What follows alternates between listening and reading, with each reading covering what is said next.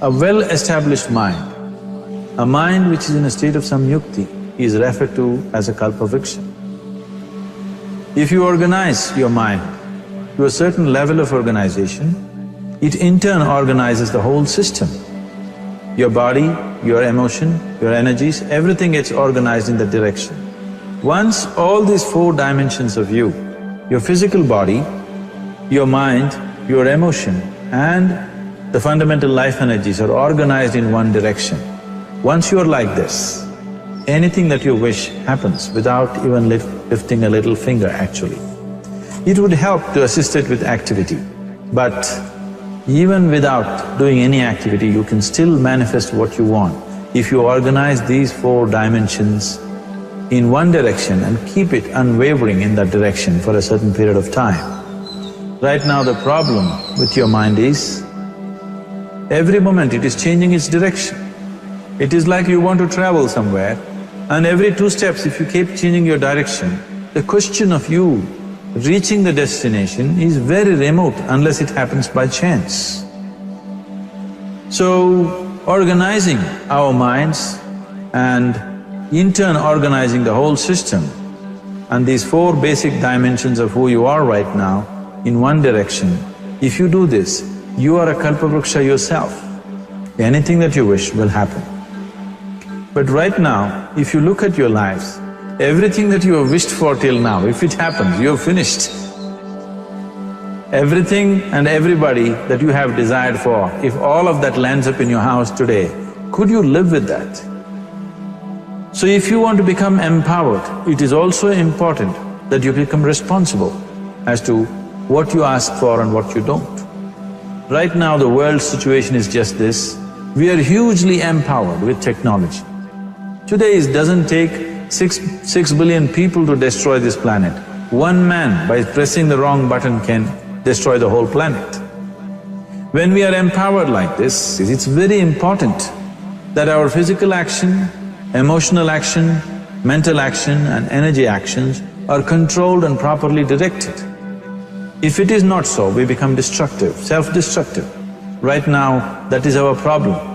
The technology, which is supposed to make our life beautiful and easy, has become the source of all the problem that we are destroying the very basis of our life, which is the planet. So what should have been a boon, we are making a curse out of it. What has brought incredible levels of comfort and convenience to us in the last 100 years or so has also become a threat to our life simply because we are not conscious action, we are in a compulsive state of action. So organizing our minds fundamentally means moving from a compulsive state of activity to a conscious state of activity. You might have heard of people for whom they asked for something and beyond all expectations it came true for them. Generally this happens to people who are in faith. Now, let's say you want to build a house. If you start thinking, oh, I want to build a house. To build a house I need 50 lakhs, but I have only 50 rupees in my pocket. Not possible, not possible, not possible. The moment you say not possible, you're also saying I don't want it. So on one level, you're creating a desire that you want something, on another level, you're saying I don't want it. So in this conflict, it may not happen. Someone who has some faith in a god or in a temple or whatever, who is simple-minded, faith works only for those people who are simple-minded. Thinking people, people who are too much thinking, for them it never works. A childlike person who has a simple faith in his god or his temple or whatever, he goes to the temple and says, Shiva, I want a house. I don't know how, you must make it for me.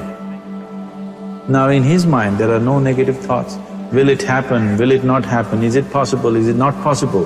These things are completely removed by this simple act of faith. Now he believes Shiva will do it for him and it will happen. So is Shiva going to come and build your house? No, I want you to understand, God will not lift his little finger for you.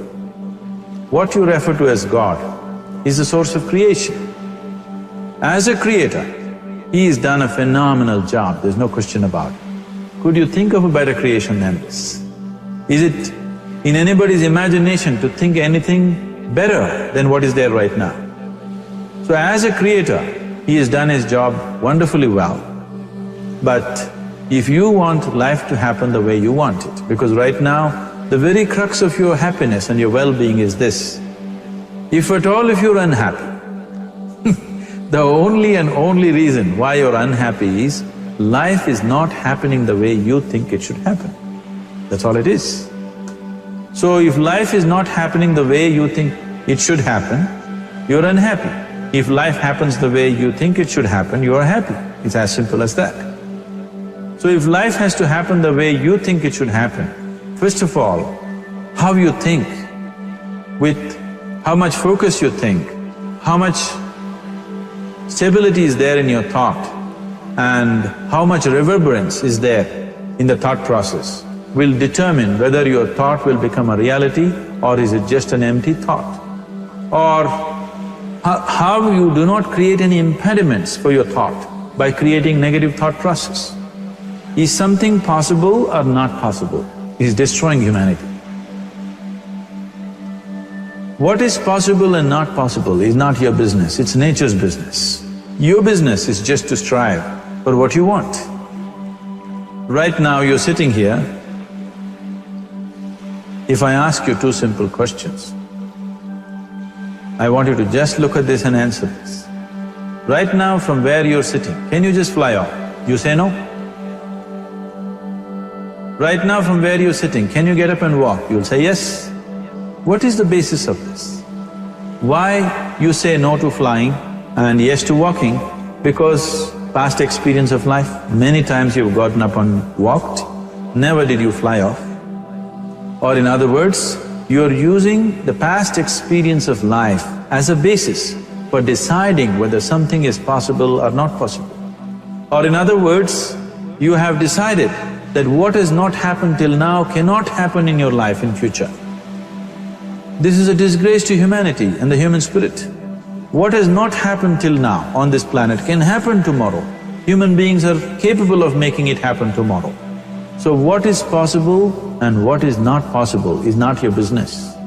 That is nature's business. Nature will decide that. You just see what is it that you really want and strive for that. And if your thought is created in a powerful way, without any negativity, without any negative thoughts bringing down the intensity of the thought process, it will definitely manifest. The whole existence today, modern science is proving, is just a reverberation of energy. It is a vibration. Similarly, your thought is also a vibration. If you generate a powerful thought and let it out, it will always manifest itself. So generally, people are using faith as a means to remove the negative thought. Today, once you have become thinking human beings, your faith is not too deep. It doesn't matter how much faith you think you have, somewhere doubts always crop up. Right now, the way your minds are made, this moment, if God appears right here, you will not surrender to Him. You will want an investigation whether He is really God or not. With this kind of mind, you should not waste your time on faith. So there is an alternative, which is commitment.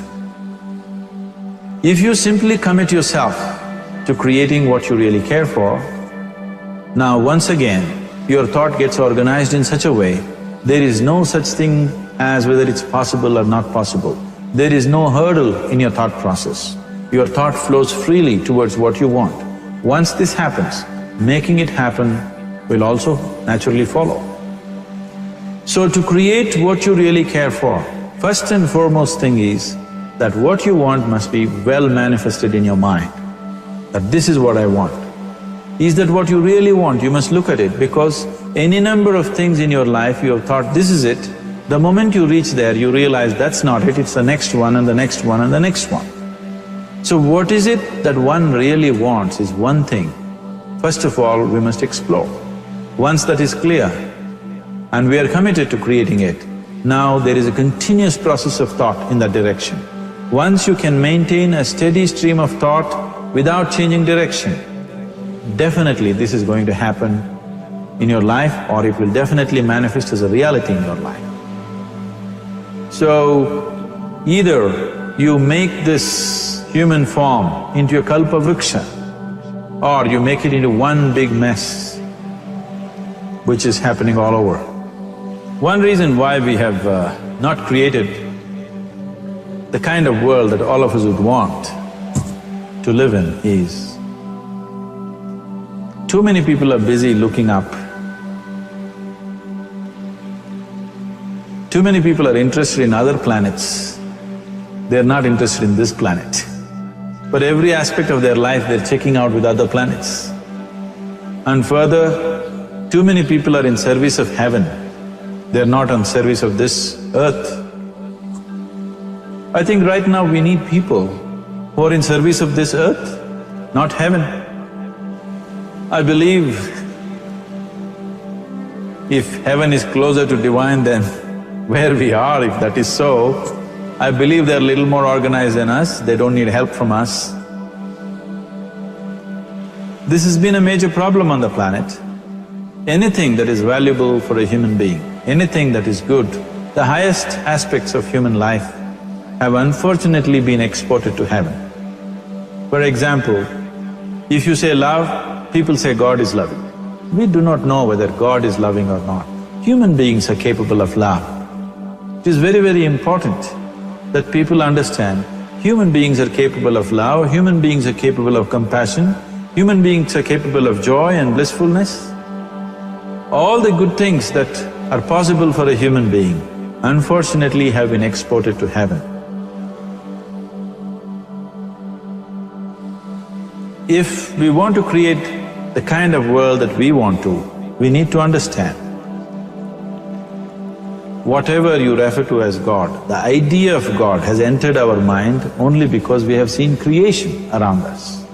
Because there is creation, we have assumed a creator. God is a great creator.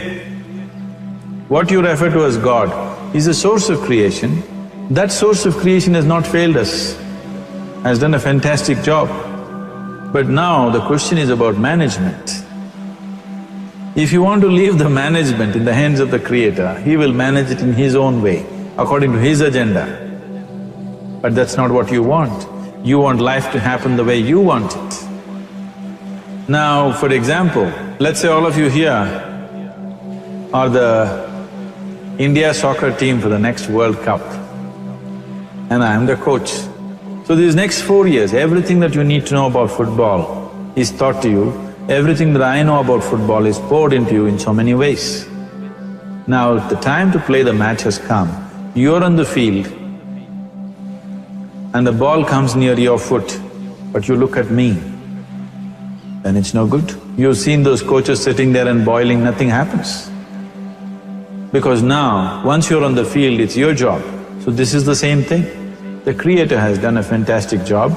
Now you're here. It is for you and me to see how to manage this, how we want it, how to keep this world, how, in what condition would all of us enjoy it best is something that we have to look at. So at every stage in our life, we tend to think, this is it. If this one thing happens, everything will be fine with my life. You reach there and you realize that's not it, and you postpone it to something else and something else. This is going on. The first and foremost thing is, you must be clear what is it that you really want. If you do not know what you want, the question of creating it doesn't arise. If you look at what you really want, what every human being wants is, he wants to live joyfully, he wants to live peacefully. In terms of its relationships, he wants it to be loving and affectionate. Or in other words, all that any human being is seeking for is pleasantness within himself, pleasantness around him. If this pleasantness, if it happens in our body, we call this health and pleasure. If it happens in our mind, we call this peace and joy. If it happens in our emotion, we call this love and compassion. If it happens in our energy, we call this blissfulness and ecstasy. This is all that a human being is looking for. Whether he is going to his office to work, he wants to make money, build a career, build a family, he sits in the bar, sits in the temple, he is still looking for the same thing. Pleasantness within, pleasantness around. If this is what we want to create, I think it's time we addressed it directly and commit ourselves to creating it. So you want to create yourself as a peaceful human being, joyful human being, loving human being, a pleasant human being on all levels. And do you also want a world like this? A peaceful world, a loving world, a joyful world? No, I want greenery, I want food. When we say a joyful world, that means everything that you want has happened. So this is all that you're looking for. So all that you need to do is commit yourself to creating it, to create a peaceful, joyful and loving world, both for yourself and everybody around you. Every day in the morning, if you start your day with this simple thought in your mind, that today, wherever I go, I will create a peaceful, loving and joyful world. If you fall down 100 times in the day, what does it matter? For a committed man, there is no such thing as failure. If you fall down 100 times, 100 lessons to be learnt. If you commit yourself like this to creating what you really care for, now your mind gets organized. Once your mind gets organized, the way you think is the way you feel, your emotion will get organized. Once your thought and emotion is organized, your energies will get organized in the same direction. Once your thought, emotion and energies are organized, your very body will get organized. Once all these four are organized in one direction, your ability to create and manifest what you want is phenomenal. You are the creator in many ways. Why I am saying you are the creator is, I want you to look at the nature of your life right now. If you eat a banana, in 4 hours' time, this banana becomes a human being. There is something within you, a life-creating process, a process which builds this body. The manufacturer of this body is within. You give him a banana, he makes a human being out of that banana. Transforming a banana into a human being is not a small thing, it is a phenomenon. It is just that this phenomena is happening within you unconsciously. If you could only consciously manifest this, making a banana into a human being, you are the creator. You are nothing less than that. As the theory of evolution goes, to make a monkey into a human being, it took millions of years. Over an afternoon, you can make a banana into a human being or whatever else, a piece of bread that you eat, into a human being. So, the very source of creation is functioning within you. If you organize these four dimensions of mind, emotion, body and energy in one direction, the source of creation is with you. You are the creator, what you want to create will happen to you effortlessly. Once you're organized like this, now you are not a mess, you are a kalpa vruksha. You have the power to create what you want. There are tools and technologies as to how to organize this system in such a way that instead of being a psychological mess, you can make yourself into a kalpa vruksha. This culture, these traditions, the whole technology of yoga is just about this, transforming yourself from being just a piece of creation to the creator himself. This is not in search of God, this is in search of becoming a God.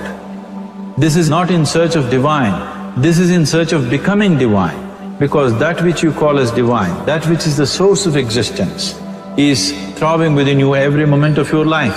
Otherwise, a piece of bread cannot become a human being in the course of an afternoon.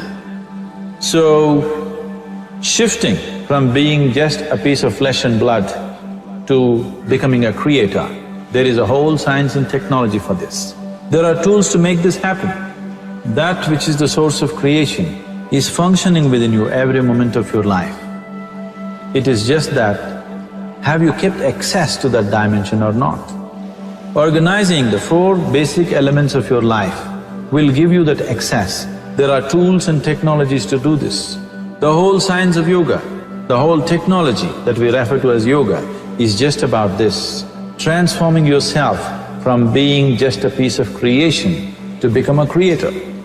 For example, 100 years ago, if I picked up something like this and I start speaking to someone who is across in another part of the world, you would think it's some kind of a miracle. Either I must be a messenger or a son or maybe God himself. But today, this is just another gadget that every one of us carry and use. Today sitting here, without using this instrument, if I speak to someone in another part of the world, it is still a miracle for you. So, this instrument happened because of human mind wanting it to happen. 100 years ago, nobody thought this was possible, but today it is just a common thing. Similarly, many things which are not in our perception yet can be brought into our perception and our ability to create our lives can be greatly enhanced. So first and foremost thing is to organize the mind and to organize your emotions, body and energy in that line. Once this happens, you are in touch with the fundamental life-creating process within you. Once you're in touch with it, once you're in excess of that power, you have the power to create. You have the power to create your life and your surroundings the way you want it. Because we have lost our power to create, we are making a mess out of ourselves and the world around us. If we operated as the true creator, as it is operating within us, creating this body for us, if we could create our lives with the same sense of organization and sense of purpose, this world and the human being would be in a completely different state. It is my wish and my blessing that every human being in this world should have this access to the source of creation within himself so that he can function here as a creator, not just as a piece of creation.